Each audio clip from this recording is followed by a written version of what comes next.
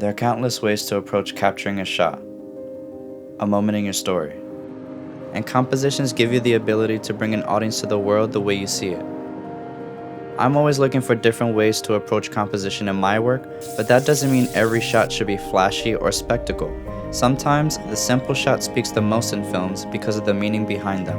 If you're looking for techniques and ideas to help you think about new compositions in your next project, then this is for you.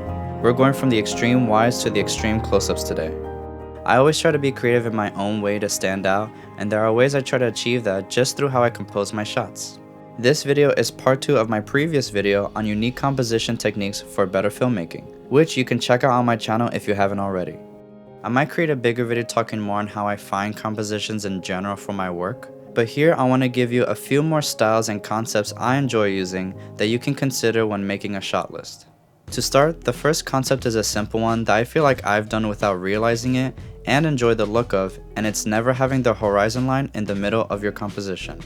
Now this one I've been doing subconsciously even before I realized what this aspect was, but I finally recognized it when I watched the movie The Fabelmans. It's an incredible film inspired by Steven Spielberg's coming-of-age story about him wanting to become a filmmaker. And at the very end, he meets John Ford, a legendary director and filmmaker best known for his westerns during the golden age of Hollywood. In their encounter, he asks the aspiring filmmaker Sammy Fabelman, in the paintings he has on the wall, where is the horizon?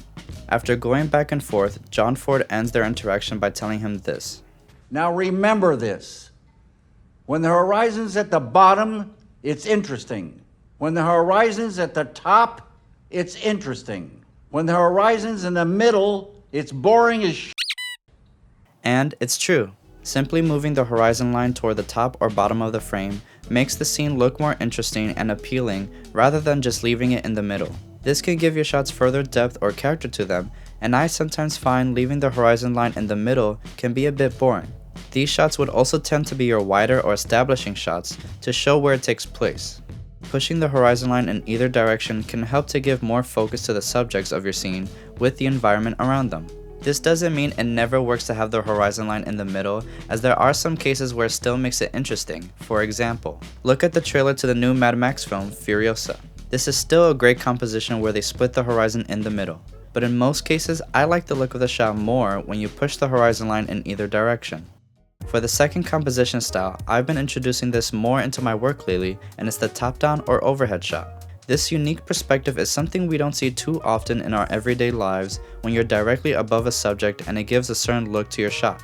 Sometimes this is also a bird's eye shot if you use a drone to reach higher up, but you don't have to reach to the sky to create an overhead shot.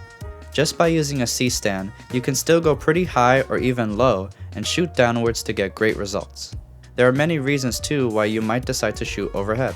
A top-down shot at the environment could help showcase the fast-paced action going on or even make it feel like a video game like they go for in John Wick 4.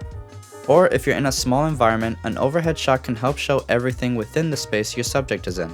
Or for more of our use case, it can be practically easier to present any details you want the audience to notice or pay attention to. It can be a certain style you want to go for, like some DPs and directors like to use to present information. This is also a way to show the perspective from the eyes of a character or even yourself. If you're ever looking at food or into your cabinet or anything really, you look down at it in real life. If you want the audience to see the same perspective, an overhead shot will do the trick. Now, this third type of shot can be captured overhead or in so many other ways, and that is the insert shot. You might think these shots are not that important or even necessary, but this can help make sure the audience pays attention to the specific details you want them to see within your story. Usually these shots are close up, but not necessarily. It's more about how you present the important details you want to get across. It might be because you want to make sure the audience doesn't miss out on what they should see, or you'd rather show them what they need to know rather than say it to them. Insert shots can also help express a tense situation or a particular mood or a feeling a character is experiencing or something they are imagining. And they can also work as a transition shot from one moment to the next. Insert shots are also helpful for just having additional coverage in a scene, if you might want to cut to something else instead of holding on to one moment for too long. You can always fall back on an insert shot, and that's why I think they're invaluable. Now I want to share with you some bonus techniques and ideas you may also want to consider for your work. Sometimes here and there, I like to mix in the object's point of view, where you lock the camera off onto an object like a phone or a refrigerator or anything and give a scene a new perspective. It was famously used in Breaking Bad, where you see from the perspective of the object and you can see a shot how it would see it.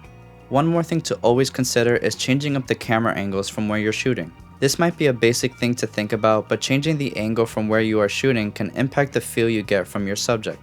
Making them look stronger from a lower angle or vulnerable from a higher angle, or sticking to eye level where we're on the same plane as your subject, keeping a neutral look. Even a Dutch angle to make things seem uneasy can impact the feel of what you're filming. Little things like that can greatly change your shots, and it's just a reminder not to forget about it. If you enjoyed the video, make sure to leave a like, comment down below any composition techniques you like to use, and subscribe if you're new to the channel. I'll see you in the next one.